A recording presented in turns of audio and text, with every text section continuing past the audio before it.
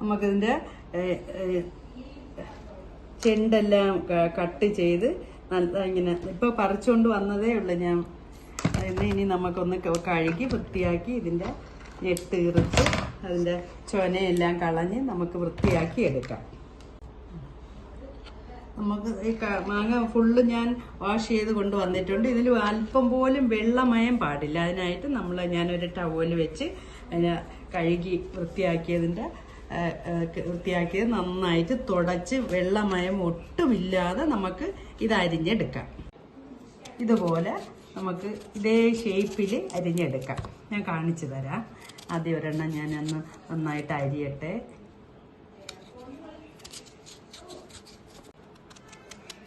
ഇതേ നീളത്തിൽ കട്ട് ചെയ്തെടുക്കണം.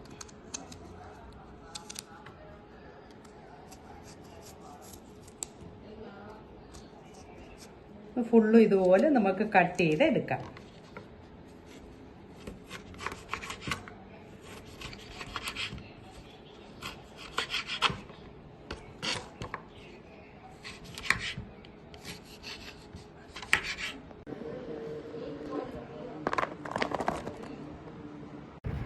നമ്മൾ മാങ്ങ അത്രയും നന്നായിട്ട് അരിഞ്ഞെടുത്ത് ക്ലീൻ ചെയ്ത് നല്ല അതിൻ്റെ വെള്ളത്തിൻ്റെ ഈർപ്പം എല്ലാം കളഞ്ഞ് നന്നായിട്ട് ഇത് അരിഞ്ഞ് വെച്ചിട്ടുണ്ട്. ഇനി നമുക്ക് ആവശ്യത്തിന് കുറച്ച് കല്ലുപ്പിടാം. കല്ലുപ്പിട്ട് ഇതുപോലെ ഒരു 2 പിടി കല്ലുപ്പിടാം. 2 പിടി കല്ലുപ്പിട്ടിട്ട് ഒന്നും കൂടെ നന്നായിട്ടൊന്ന് മിക്സ് ചെയ്ത് നമ്മൾ തലേ ദിവസം അരിഞ്ഞ് വെച്ചിരുന്നാൽ അത്രയും നല്ലത്. അച്ചാർ ഉള്ള കാര്യങ്ങൾ ചെയ്യാം.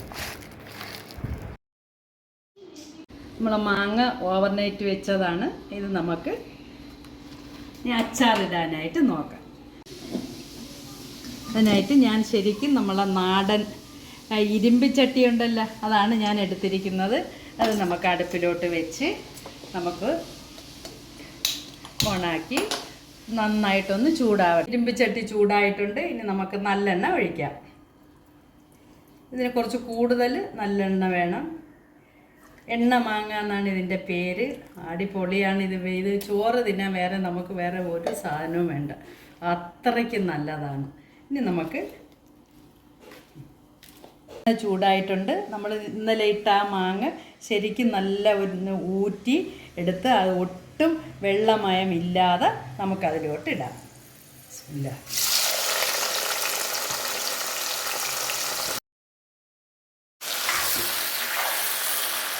നന്നായിട്ട് ഇളക്കാം. നന്നായിട്ട് ഇളക്കി ഇത് മിക്സ് ചെയ്ത് ഇത് ഏതാണ്ട് ഒരു 10 മിനിറ്റോളം നമുക്കിതിൻ്റെ എണ്ണയിലിട്ട് ഇങ്ങനെ വരട്ടിയെടുക്കാം.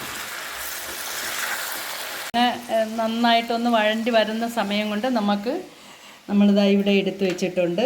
കുറച്ച് ഒരു 2 ടേബിൾ സ്പൂൺ ഉലുവ, 2 ടേബിൾ സ്പൂൺ കടുക്, 2 ടേബിൾ സ്പൂൺ ചെറിയ ജീരകം, ആവശ്യത്തിന് കായപ്പൊടി, പിന്നെ കാശ്മീരി ചില്ലി, സാദാ മുളക് പൊടി, ഇത്രയും എടുത്തു വെച്ചിട്ടുണ്ട്. നമുക്ക് ഇത് 3 എണ്ണം, അതായത് ഉലുവ, കടുക്, ജീരകം ഞാനൊരു പാൻ അടുപ്പ് വെച്ച് ചൂടായിട്ടുണ്ട്. അതിലോട്ടിട്ട് നമുക്ക് നന്നായിട്ടൊന്ന് വറുത്തെടുക്കാം. ഉലുവ, കടുക്, ജീരകം ചൂടായി പൊട്ടിത്തുടങ്ങും. 3 സാധനവും പൊട്ടിത്തുടങ്ങുമ്പോഴാണ് ഇത് ശരിക്കും പരുവായെന്ന് നമ്മൾ അറിയുന്നത്. അപ്പോൾ നമുക്ക് ഓഫ് ചെയ്തെടുക്കാം.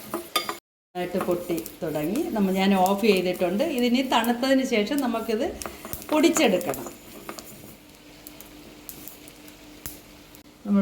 ഇതിലോട്ട് മാറ്റാം. ജീരകം, ഉലുവ, കടുക് ഇതൊന്ന് തണുക്കട്ടെ. നമുക്ക് നന്നായിട്ടൊന്ന് വറുത്തെടുക്കാം.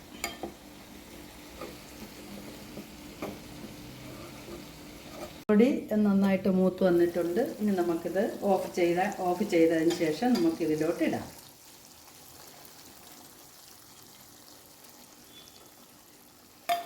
നന്നായിട്ട് ഇളക്കാം.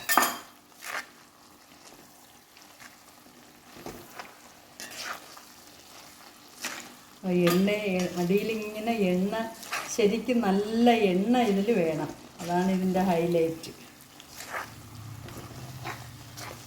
നമുക്കൊന്ന് ചെറുതായിട്ടൊരു ഉപ്പൊന്ന് നോക്കേണ്ടിയിരിക്കുന്നു. ഒന്ന് നോക്കിയിട്ട് ഉപ്പ് കുറവാണെങ്കിൽ നമുക്ക് കുറച്ചുകൂടി ഉപ്പിടാം.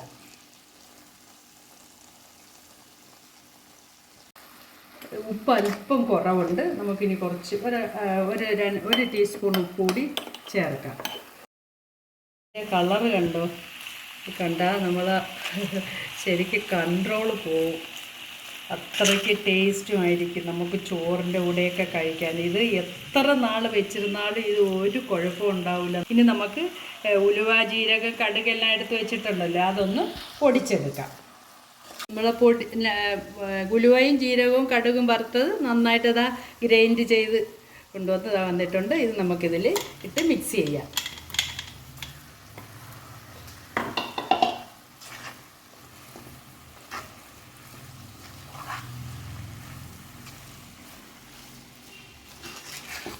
ഇത് ചെറിയ മോന് അവന് ചോറിൻ്റെ കൂടെ ഉറപ്പായിട്ട് അച്ചാർ വേണം. അവനിത് ഭയങ്കര ഇഷ്ടമായിരിക്കും. ഇതിൽ കറിവേപ്പില ഒന്നും നമ്മൾ ചേർക്കുന്നില്ല. ഇനി ലാസ്റ്റ് എടുത്തു വെച്ചിരുന്ന കായപ്പൊടി കൂടി ഇതിലോട്ട് ഇടാം. ഇതിനകത്ത് വെള്ളത്തിൻ്റെ അംശമേ ഉണ്ടാവാൻ പാടില്ല. നമുക്ക് ഫ്രിഡ്ജിൽ തന്നെ സൂക്ഷിക്കാം. ഇത് നമ്മൾ മാങ്ങയുടെ ഫൈനൽ പരിപാടിയും കഴിഞ്ഞിട്ടുണ്ട്. ഇനി നമുക്കിത് ഇന്ന് എടുക്കരുത്, നാളെ എടുക്കണം. നാളെ എടുത്തത് ടേസ്റ്റ് ചെയ്ത് നോക്കണം. അടിപൊളിയാണ്. എന്നിട്ട് നമുക്ക് നല്ലൊരു എയർ ടൈറ്റ് ആയിട്ടുള്ള ഒരു പാത്രത്തിൽ ഒരു കുപ്പിയിലോ ഭരണിയിലോ ഇട്ട് വെച്ച് നമുക്ക് എത്ര നാൾ വേണമെങ്കിലും ഇത് എടുക്കാൻ പറ്റും. പുറത്ത് തന്നെ വെച്ചിരുന്നാൽ മതി. എന്നിട്ട് നിങ്ങളിത് ഒന്ന് ട്രൈ ചെയ്ത് നോക്കണം കേട്ടോ. നോക്കിയിട്ട് ഇഷ്ടപ്പെട്ടെങ്കിൽ എനിക്കൊരു ലൈക്കും ഷെയറും സബ്സ്ക്രൈബും ചെയ്ത് ഒന്ന് സപ്പോർട്ട് ചെയ്തേക്കണേ.